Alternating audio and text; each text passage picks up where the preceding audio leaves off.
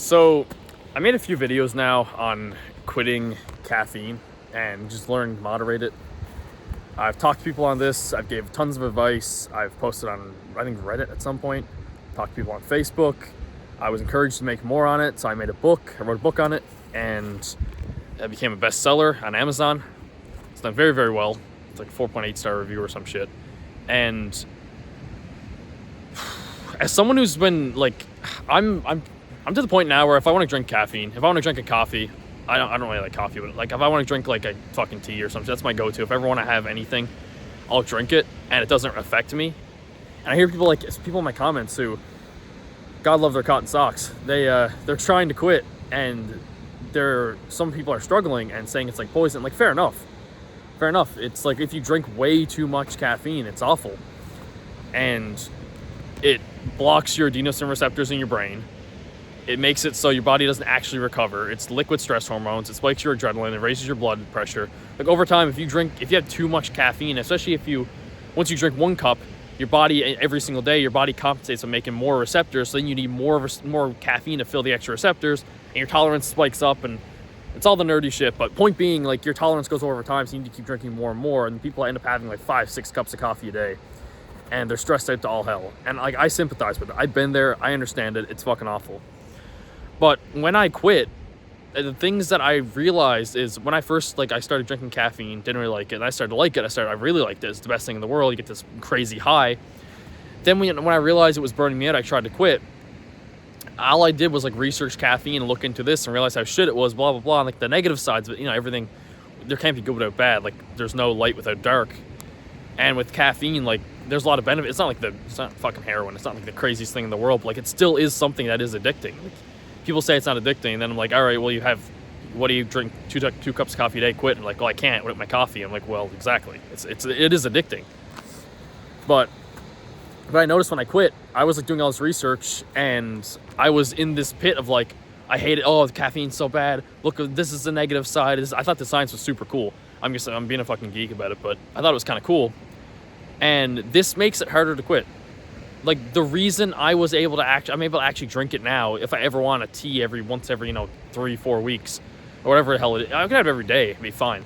I'm really sensitive to anything, but drug related, mind altering or whatever, but not the caffeine, I guess, is mind altering, but I'm sensitive to that stuff, and I can still drink it every day if I wanted to, or every few days. I'm not gonna, and I can drink it once a month and not really affect me.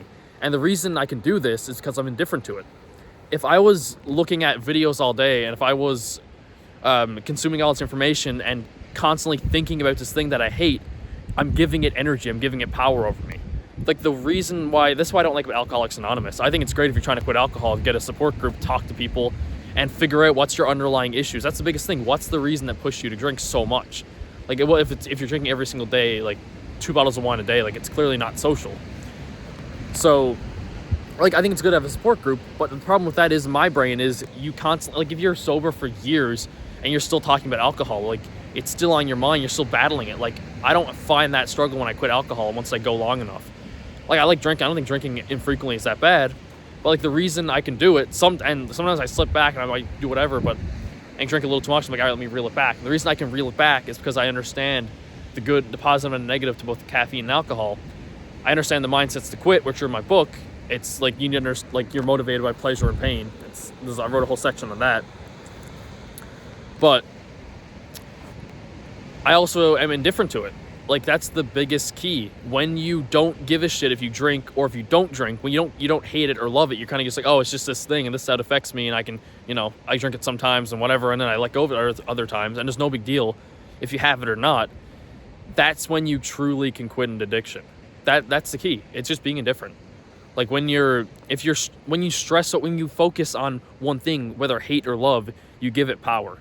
So caffeine, if you're constantly watching videos on it and that all you do is think about caffeine, you're going to have a harder time getting off it. If you just find someone who's done it, you find the right resource and you learn from those people, and you learn the science, learn the techniques, take the actual steps, you'll be fine. You don't have to think about it. You've solved it. Move on to the next thing.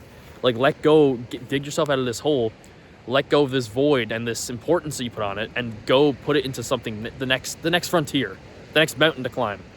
That's my view on caffeine. That's what I don't really like about people talk about drugs like so much, and they keep going over and over. I guess I'm doing it right now too, but I'm also selling a product and trying to, push my knowledge out into the world, because I think there's a lot of misinformation. That's like a whole different thing. That's my next frontier. I wrote a book. I'm now writing a second book on money and the financial system. I spent the last year and a half learning about that, and I'm doing some personal branding stuff, making these videos. I'm also doing some fitness stuff, and I'm doing some kickboxing, and a few other different things. I'm not spread too thin, but I'm trying to, making everything work, and I'm climbing new mountains. And if I was constantly obsessing over caffeine, how I can't get sober from, it's not that serious. It's fucking coffee, but I can't get off caffeine. I'm so burnt out. I need to take a break from it, blah, blah, blah. I was so stressing over it and researching all the time. I'd be in that pit right now just thinking about it. It's not that big of a deal. Just let it go. It's fucking coffee. Even alcohol. It's fucking alcohol. It's a beer. It's tequila. It's not that special of a thing. Yes, alcohol is more addictive. I'm well aware. Withdrawals are very bad for alcohol, even worse than some pills, hard pills. But the more you think about something, the more power you give it. The trick is to find the information that you need, find the key information, find the 20% of information that gives you 80% of the results, even 5% of the information, because most information out there is bullshit. Find the key information, find your key levers, apply that information, take action, then move on. That's the trick. You need to fit it into your life effortlessly and just let it go. That's what I found with caffeine. Go for a daily walk. If you're trying to quit alcohol, learn the pleasure and pain mindset. I got this from Tony Robbins. Learn the science and then move on. Go live your life. That's the key. That's my opinion. Take that for what you will. I'm sure I'll come back in 2 years and realize I'm an idiot, because I feel like everyone, you look back 5 years oh, what an idiot I was. And it's I'm so much smarter now. And then 5 years later, I'm oh, what an idiot I was 5 years ago. It's the same fucking cycle, but yeah, that's my opinion. If you want to grab the book, again, link in the description. There's mindsets on caffeine. There's philosophy. There's stuff on dopamine. It's 60 pages, $10. It's definitely worth it's an hour read. Highly recommend. And if you have any comments, any questions, you want to debate me in the comments, which I prefer you didn't, just leave your opinion and dip. But leave a comment down below. Appreciate you. Have a good day.